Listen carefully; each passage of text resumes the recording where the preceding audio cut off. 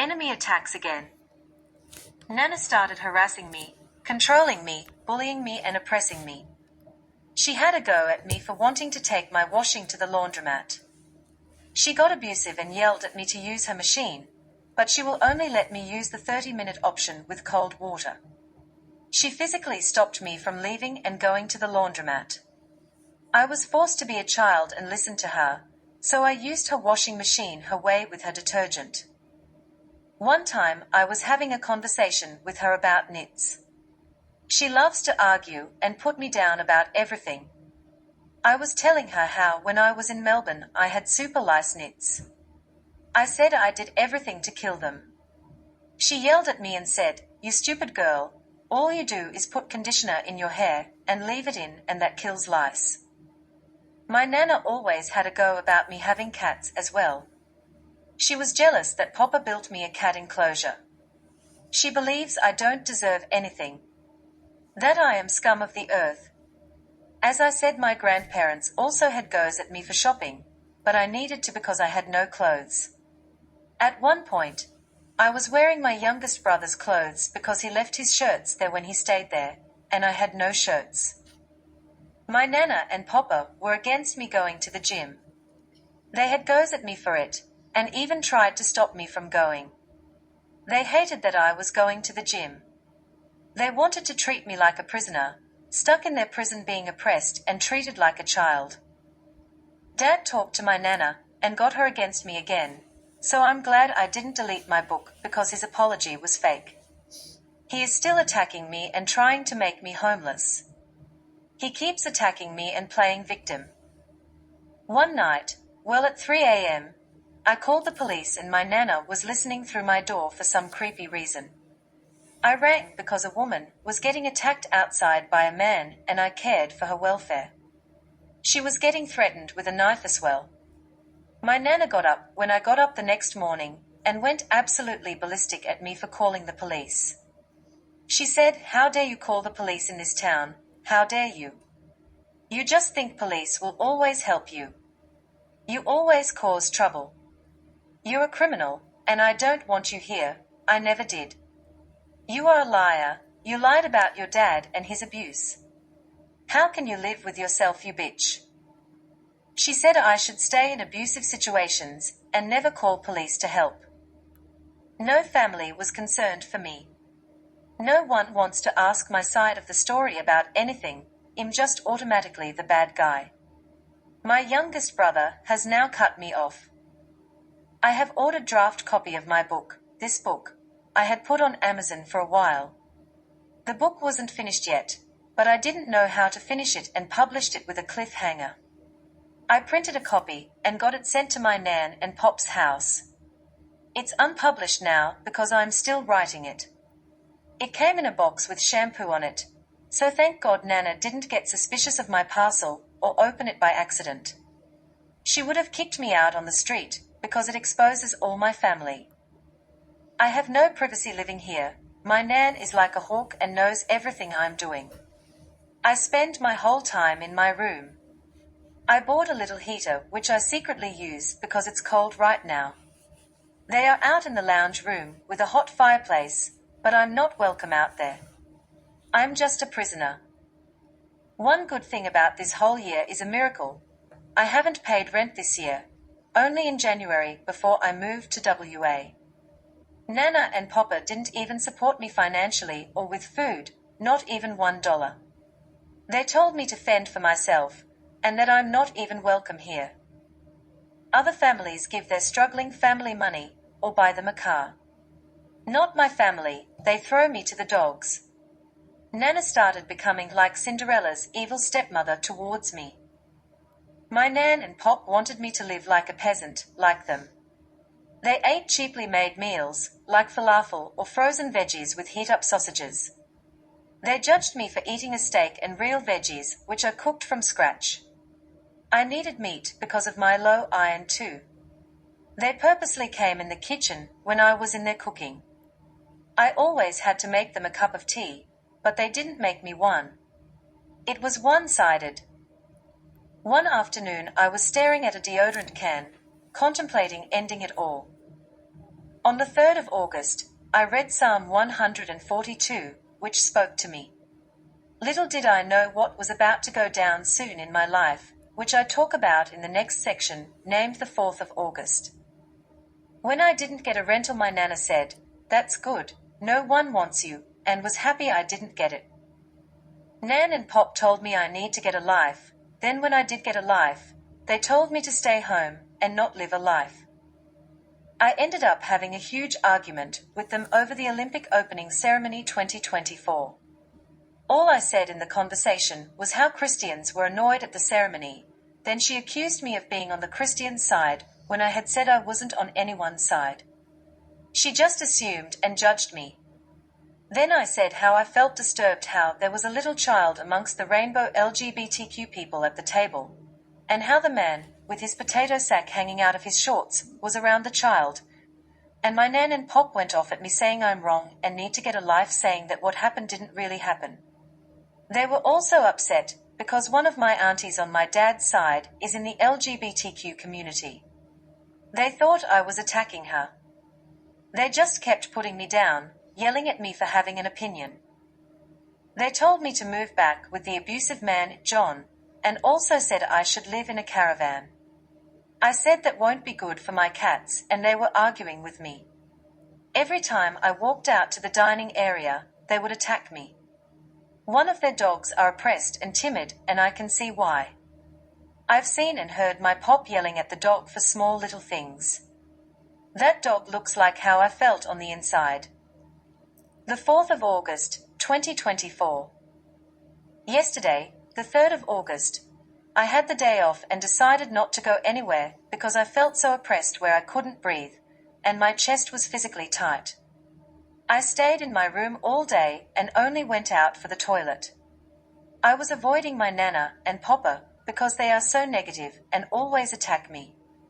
I was crying in my pillow and staring at my deodorant bottle, contemplating ending it all by poisoning myself. I couldn't go through with it because I still have a lot of joy and hope deep inside of my heart. I also love my cats too much and don't want anything bad to happen to them. Today I got up extra early to avoid Nana, but she got up when I got up. She started abusively attacking me verbally as soon as I walked into the kitchen.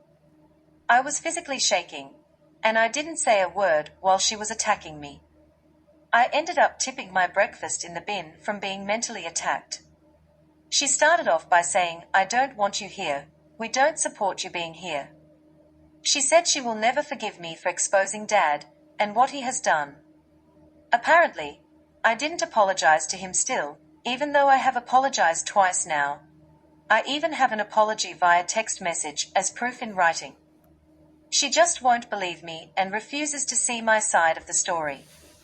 She said she didn't want me there as long I had been there. I was there for 3 months. She just kept going on and putting me down about my choices, how I do things, and how she doesn't welcome me around. After I got ready for work, I left without saying a word and left to go to work early. I sat in my car this morning at a park crying my eyes out and desperately asking for God to help me and my angels and Jesus to help me in my situation. I had to go to work in an emotional state of being with puffy red eyes and ruined makeup. During work I told my boss, let's call her Carrie, all that had happened. Carrie and her family decided to help me out, which I am so grateful for, and I thank God for answering my prayer so quickly. Carrie is letting me stay in a room upstairs at the pub. There's enough room for me and my 4 cats. Carrie's family is appalled at my grandparents. My grandparents were not supportive, just very controlling and manipulative.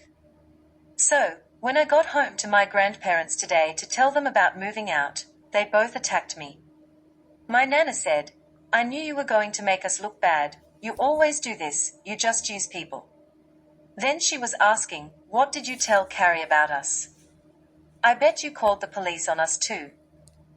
I didn't know what to say, so I didn't say anything at all and just agreed when she was calling me names. When she called me a user, I just said, "Yep, that's right. I don't like arguing with opinionated people because I never win like that, and I end up pointlessly wasting my energy." I had to barge through my grandparents with my stuff in my hands, because they wanted to stand in my way, abusing the hell out of me. I am heaps taller than them, and they were trying to scare me. They have no authority over me. What gives them the right to control me? I am an adult and a free sovereign being. Also, I've been living independently for the past few years or more, so I can't be oppressed. If I do feel that way again, I will move again and take a leap of faith. God always makes a way. I don't have fear of change anymore. I had to go back to my nan and pops a few times to collect my belongings, and my cats, which felt awkward. When I went back to get my cats, my papa said, "Give me the keys right now." I gave them to him peacefully, then he walked off and shut the door behind him, almost slamming it. When I was packing my stuff up to move into the pub, my papa yelled down the hall and said, "Your boss will work you to death now, because you owe her." I told her what he said, and she said it's none of his business what we do, we're adults. She won't use me anyway, because I'm only casual, and only working 21 to 24 hours a week. Carrie's family said they would adopt me as their family because at least they will support me like real families should. Carrie's dad and daughter built me a cat cage outside of the room at the pub on the patio. I am so grateful and feel blessed. The 5th of August. Today I drove to Albany and went to the real estate agents to try harder at finding a rental. I put my name down and signed up for emails. One real estate agent said that the properties have over 25 people looking at each one. There were only 3 houses in total, and one of them were in Denmark. It feels hard to navigate in the world when doors seem to be shut. It's the end of the day now, and no family has even contacted me or asked about my welfare. So, I guess this is it. I am officially disowned and cast out for good now by my entire family. My sister is poisoned against me now too, and I thought she was the nicer one in the family. I just have to cut the cords for good now and put all my trust in God, my angels and Jesus Christ. I will leave all my boxes at my auntie's house in Bunbury, and she can do whatever she wants with them. I will start again. I will buy a new sewing machine and things. I bet my family won't even tell me when there's a funeral. I probably wouldn't go anyway. They wouldn't want me there, and I would be a burden to everyone's sight if I went. I would also get ganged up on and attacked by all the family. One of my aunties on Dad's side always visited my nan and pop. When she was over, she would make me feel invisible and wouldn't say hi or bye.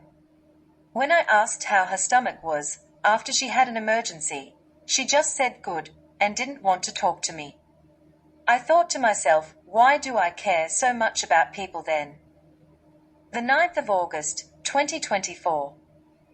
Today Carrie said I look a lot happier now that I moved out from my nana and papa's house. I do feel more relaxed, and I can breathe better. I don't have to walk around on eggshells anymore. They can just enjoy me not being there, being a burden to them. I am still looking for a rental and a full-time job. I am not using my boss. She can't offer full-time, so I don't have a choice but to keep looking for work. Centrelink is making me look for jobs still as well. I'm thinking today, or soon, starting a new YouTube channel where my family can't see me on. I want to make a few podcasts about my story. The 19th of September, 2024. A lot has happened since last writing in this book. At the moment I am still living in a room upstairs at the pub hotel. A couple of weeks ago I went downstairs to have a few drinks. One of my work colleagues was being petty and mean to me in front of customers over little things. I felt uncomfortable, so I decided to just finish my drink and leave. I no longer go down for a drink when she is down there. By the way, I don't really drink alcohol. I've only just started having a few drinks because of the environment I'm in and the people I'm around. So, because I don't go down there when my work colleague is working, I recently decided to walk down to the bottom pub, 2 minutes walk. When I was there, I met a woman bartender who turns out to be a destiny helper. She is similar to me. She has 4 cats, fled from a toxic relationship, and ended up in the same town as me. Let's call her Brittany in this book.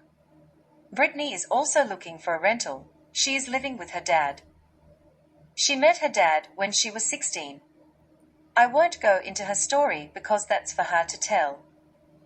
Her dad has a removalist business, and he helped me get all my boxes from my auntie's house in Bunbury. My stuff is in his shed currently.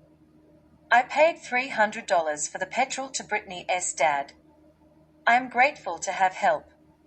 I thought I would never see my boxes again. I am still financially struggling, but I am keeping faith. I've been trying to save more and eat cheaper. Recently I started a second YouTube channel called Podcast Clover Star Plus Plus. Which I changed. On the channel I read out my book into multiple videos and turned it into a podcast. I have 4 subscribers, one of them is Brittany. The 14th of October, 2024. A lot has happened since writing in this book last. So I made a friend, Brittany, but now she has rejected me as a friend for no reason. Before she rejected me, her and her dad helped me go and get my boxes back from my auntie's house. My auntie wanted all my boxes gone. I told her I'm homeless and living in a pub, but she didn't have any compassion, so thankfully I found somewhere to put my boxes. My boxes are currently at Brittany's dad's house, but I don't know if he'll ever get them back because her and her dad have stopped talking to me and replying to messages. I don't know what I did wrong. I prayed to God to deal with my boxes of stuff because I don't know what else to do. I need some miracle to find a rental, afford a rental and somehow get my boxes back or just start again. Yesterday, I decided to do some cord cutting of my family again, and this time, I deleted all my contacts with all of them. They had plenty of time to reconcile and apologize to me. None of my family rang me to see if I was okay after being cast out by my nan and pop. All my family is listening to their side of the story and not even asking me if I'm okay or anything. It's been months now and I'm still living at the pub semi-homeless, getting by without a kitchen, and none of my family has even checked up on me. I came to the conclusion that I will block them all and totally rely on God, because that's what I have been doing anyway. I am going to look at a rental tomorrow, but I don't have any money for a bond. I'm just going to look at it and living in faith.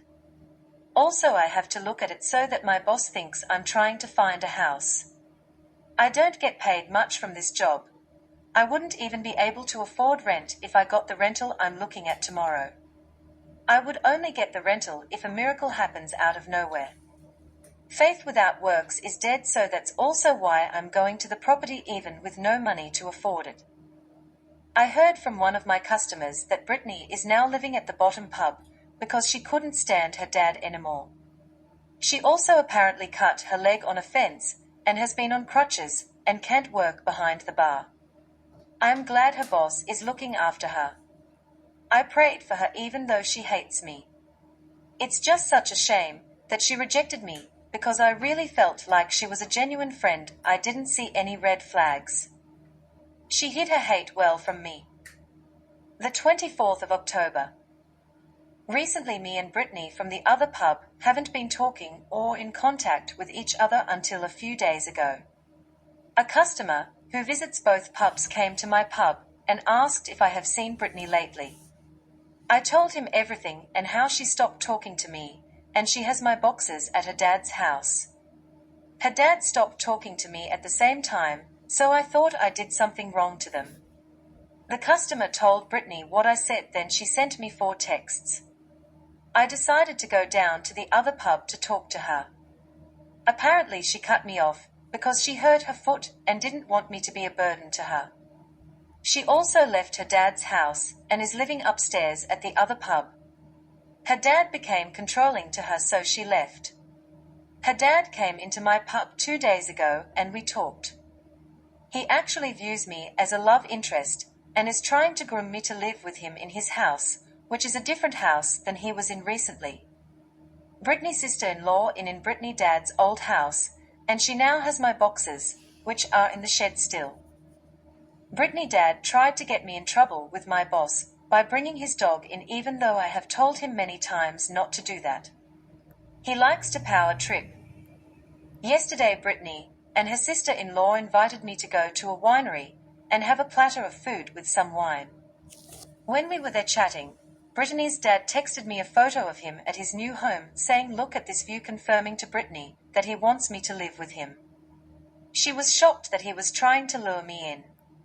Apparently Brittany and her sister-in-law were drinking at her pub, and her dad kept driving past in his delivery truck. She thought he was stalking her, but now she believes that her dad is stalking me. Brittany's sister-in-law said she will pay me to clean her house $4.30 ph. She didn't ask me how much I would charge. Yesterday, she didn't even text me back when I texted her, so I think deep down she doesn't like me. She has my boxes, so I don't know what to do. I guess when I get a rental or a house, I will either get someone in the law to help me get my boxes, or I'll just state again. I have been praying for a house and a higher income stream so I can get out of here. I feel like lately I'm being pushed out because customers that are coming in are saying that I'm not barmaid material and that I don't belong in this town. Still October. Since writing in this book, a few things have happened. Brittany and her friend are being nice to me, and Brittany's friend is keeping my boxes safe in the shed until I get a rental. I'm glad that they are being nice to me. Brittany's friend's sister-in-law didn't text me back for 2 days, so I thought I was rejected. I still don't really trust women, but I will not harden my heart. Today, the 28th of October, I received comments on my YouTube channel from one of my aunties on my mum's side. She full-on attacked me, sending about 4 comments on one of my videos on my channel. The comments were nasty, and she said she reported my channel. I'm not sure if YouTube will do anything. Hopefully not, because all I did was talk about how to heal your inner child. She got offended by it and decided to lash out. Recently I had blocked her number, luckily, because I was getting signs from God that she was not a trustworthy or good person. I had bad vibes from her, so I blocked her. Today I was praying to God to protect me from my family and their attacks towards me. I prayed for a higher paying income as well, because my bank is the lowest I've ever seen it, and I'm getting a bit worried, but I have faith. God will always provide for me like He always has. I know I shouldn't worry, but I have a deep feeling something is about to happen. I feel like I'm being pushed out and that I don't belong at this job, town, or anything. Brittany is cool. I just don't know her intentions for me, or if she will switch up on me like every woman I make friends with. I really hope she's a real gem and not fake. November 7th, 2024. This week all of a sudden a lot of men have been interested in me and giving me their numbers. One guy at the bar waited until everyone left and asked if I wanted a drink after I finished my shift. I told him I don't date or go for drinks with men after work, but he talked me into it. After I finished, we walked to the park nearby, but it was so cold we decided to drive back to the park in my car. We hung out for about an hour just talking. He was trying to make moves on me, but I kept saying I don't sleep around and that I'm waiting for my soulmate. This guy and I have no future together because I can't stay with him for a few reasons, so I didn't want to get used. I told him I want stability, not one-night stands. So he kept trying to ask for sex and I said no and drove him back to his Airbnb because he lives in Perth and is staying here for work. The second time, we hung out as friends and played pool at the other pub. He and Brittany met each other and smoked and drank together. After the pub shut, he and I walked back to my pub, and he manipulated me to let him come up to my room. So I did let him up. Nothing sexual happened, and he wasn't leaving when I was asking him to. Eventually, he gave up on trying anything sexual and left and went home to his Airbnb. I didn't hear from him for a day, so I thought he found some other easy chick to use. He came into my pub yesterday and hung around until closing time to hang out with me. I closed up, then went to meet up with him outside. We walked down the street. It was freezing, so we walked back to my pub. He insisted to come up to my room again and just sleep. Nothing sexual, he said. Last night he used me sexually. I gave into it. As soon as he got what he wanted, he left. Didn't even stay over the night. I feel like I betrayed myself and God. I feel used. He did anal and I got nothing out of it except getting used. That's all he wanted, was that. I cried last night because I didn't say no to the devil. Today I was going to go to Albany to do my washing, but now I feel introverted and don't want to go out. I'm laying in bed today in shame. He took my good energy. Now it's just another guy I've been with. I don't want to sleep around. I need to be stronger. A few days ago, John called me from a private number. I hang up on him straight away. He left a voice message saying he's really sorry. I blocked unknown numbers because he kept calling from it. Yesterday morning I went to the bottom pub to talk to the managers because I'm getting less hours at my pub. I feel like I'm in a spider web. I feel stuck doing this job and not earning enough to get my life together. The managers said if I can get a rental somewhere, then I can have work at that pub. I can't work there yet because I would betray my boss, because she's letting me live here upstairs. But she's also trapping me so I can't leave. She's not giving me enough hours even though I've been loyal to her for 5 months. She put new staff in the cafe, so now I don't have hours there. It just sucks. My life sucks right now. I feel so alone. I need a hug. Another narcissist. For the last few weeks I was talking to a guy I met at the other pub. When I met him he was so sweet and let me borrow his jacket and sunnies because it was windy and bright. He was so charming and had a calming persona. He had a friend with him. I added him and his friend to Facebook, and my friend Brittany too. Were all exchanging Facebook and Snapchats. We played some pool, then Brittany and I went out with these guys to the Mount Barker Tower. The footpaths were closed for maintenance, so we drove down further and found a little bridge to hang out at. I had to work the next day, so I asked someone to take me back. We all decided to go back to the bottom pub, and the guy's friend drove me home. He was very kind and respectful. His friend messaged me the next day to see how I am. We talked for a bit, then it all came to an end. The guy I met, I'm going to call him Paul, messaged me a couple of days later to see how I am and to talk. We talked a lot and got along really well. Paul was sending me really long messages and was mature. He seemed decent, so I started trusting him, which was a mistake. He was showing red flags, but I did ignore them. I should have listened to my intuition. Last Sunday he came to pick me up and we drove to a lake near Cranbrook. I had to work that day, so we spent a few hours there talking and going in the water. Before we left we went to the bottle shop. He made me pay for the drinks, so that was a red flag already. At the lake we drank our drinks and had fun. Towards the end we kissed a bit. I got anxiety and heat stroke, so I asked him to drive me home. For the next few days we kept talking, and he was being really sweet and interested in everything I was saying. On one of my days off I drove to Albany to see him. He told me a place to go.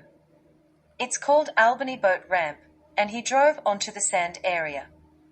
He was acting distant and had minimal eye contact with me. We sat on a bench for a bit. It got cold, so we sat in his car. We were talking and listening to music. He brought drinks for himself and not for me. I called him stingy. He had an excuse. He said he brought them from home. He also didn't spend 1 cent on me. He didn't take me to dinner or anything. While we were sitting in his car, we started kissing quite passionately. There was one moment where he wiped my kiss away. Another red flag. Also, more red flags are he did not want me to come to his work, go out in public with him, or have anything on social media with him.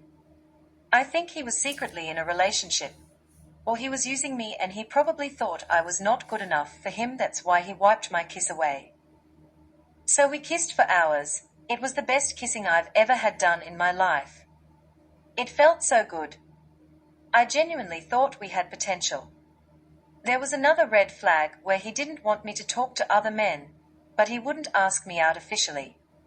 So we weren't technically together, but he wanted to own me then throw me away. After 4 hours hanging in his car watching the waves, we got a bit sexual. I thought it was mutual, but I was wrong. We did so much foreplay that when we had sex he literally put it in twice, then pulled out and finished on over the sand. After he did that, we sat in the car. It was dinner time. He said I should buy myself food on the way home instead of getting food together. When he dropped me off to my car, he didn't even give me a goodbye kiss. He said he would talk to me tomorrow, but in the morning I saw that he had blocked me. I don't know what I did wrong. I had to work as well, and I was in the worst rejected mood. I cried to a work colleague, and she gave me a hug. When I got home, I cried all day and night. I've never felt that used before. I feel emotionally and physically used. I didn't listen to my intuition or see the red flags. I've never felt so ugly in my life. He made me feel disgusting. Today I'm writing this to get it out of my system. Getting Fair Work Ombudsman involved at work. I realized that my boss has dropped my pay way below the award rate for hospitality workers. She dropped my pay to junior payment amount per hour. I only get on average 20 hours a week, which isn't much. The fact that I live here stops me from finding a better job. I almost got a full-time job, but I couldn't take it, otherwise I would get kicked out and have nowhere to go. I don't get breaks at work. I don't get any leave entitlements, and yet she dropped my pay with no benefits. Yesterday, the 11th of December, 2024, I took a risk and made an anonymous report about the unfair pay drop to me. Now I am feeling a little bit scared, because my boss will know it was me that reported her. I'm afraid she might kick me out from living here at the pub. I have been in her trap, for example, living here and getting paid peanuts and going into debt because I can't get out. There's no rentals and I seem to be trapped here. So I took a huge risk reporting her. I hope nothing bad happens. I feel a storm coming though. I had reported her in the past, but nothing happened. Last time I reported her, it was for mostly food hygiene. She doesn't put dates on anything. Food goes moldy in the cabinet, and she even drank milk out of a carton and put back in the fridge to serve coffee to customers with. Milk is out of date sometimes too. A lot of things grow mold and she says nothing is wrong with it and gets angry if I throw stuff in the bin. She is unapproachable, which is why I didn't go to her about my pay drop. She avoids me and snaps at me when I'm just making conversation with her. She hates me, so that's why I contacted the Fair Work Ombudsman. I have to wait around 10 days to see if anything happens, which is making me anxious. If she kicks me out, I have nowhere to go. I am thinking of going to Emu Point and sleeping in my car. There's water fountains there to wash myself and drink water to survive, so that is plan A if I get kicked out. Plan B, I will probably buy a tent and see if Brittany's friend will let me stay in her backyard with me and my cats in my tent. All my boxes are at her house anyway. The 13th of December, narc boss yelled at me. Yesterday, I got a message from a restaurant in Albany called Due South. We organized for me to go there on Sunday. I asked my current boss at the pub to take me off shifts from the cafe across the road, because there were morning shifts, and Due South are morning shifts. I don't have a set roster, so I couldn't work around it anyway. My boss didn't message me back. Today when I started my shift at the pub, she went off at me. She said, "How dare you leave the cafe? There's lots of people handing in resumes, so how could you pick and choose?" I said I don't have a roster, so I don't know my hours every week. She yelled at me and said she was so pissed off at me last night. She said she cut my hours because I was sick once. I've only been sick once for one shift. I don't even get sick leave, and I'm a casual permanent apparently. She changed me to permanent casual without telling me, and she dropped my pay. I haven't been sick the whole 6 months working for her except that one time. She used that in the argument, and said she took my hours because I was sick, and another reason is I was tired and made mistakes, which is not true. Then she used the control tactic that she's letting me stay here so I have to do what she says. Or I'm done, she said. I guess that means fired and kicked out. I was so upset my whole shift from her yelling at me. I couldn't even concentrate properly. I messaged you, South, that I won't be able to go for the first shift or interview on Sunday. I have never felt so trapped before. Why do I keep getting into narcissistic situations with narcissists? I am done fighting. I am done right now. I just want to go far, far away from here. Why did God bring me here? I was thinking of reporting her for bullying me, but I will just keep praying to God for justice against the injustice in the workplace. My boss didn't even apologize to me. She makes me scared to go into the kitchen, where she is mostly at. I feel my throat and stomach tighten every time I'm around her. It's just getting worse here. She's trying to control my life and use me as a chess piece to move around and punish me whenever she likes. She's a bully and she's my enemy, so I have to pray for my enemies. She's keeping me financially stuck and just getting by from not giving me more hours. I still have so much debt to pay off, hence why I wanted another secondary job. I haven't heard anything from the Fair Work Ombudsman, so I'm not sure if they will help me or not. I rely on God to help me.